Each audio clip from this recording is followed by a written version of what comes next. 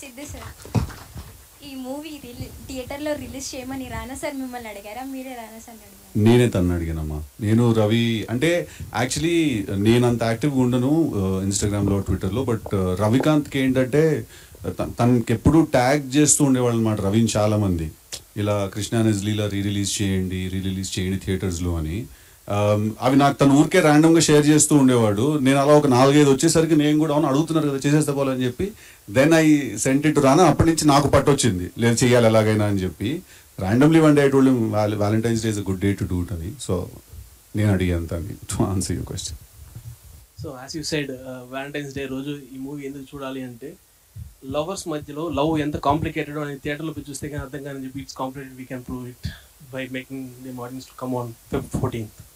I think that should be the selling line that we need to have. Yeah. Thank you. Hello sir. Hi. Sir ఇది ఈ సినిమాకి sequel ఏదైనా plan చేశారా sir?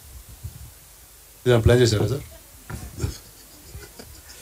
అంటే ఈ కథలో ఏ అమ్మాయి ఆ అబ్బాయితోనే మళ్ళీ ప్యాచప్ కావడానికి మళ్ళీ లవ్ చేయడానికి ఇంట్రెస్ట్ చూపించలేదు.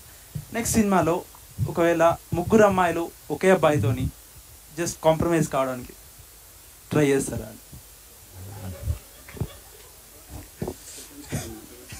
అదే కదా, అదే ఆలోచించలేదు అంత ఆలోచించలేదు. కాకపోతే ఈ సినిమాకి ఎమోషన్స్ ఈ సినిమా అయిపోయి ఇంకో దాని సీక్వెల్ తీస్తే మేబీ కొత్త ఎమోషన్స్, కొత్త కైండ్ ఆఫ్ కాంప్లికేషన్స్.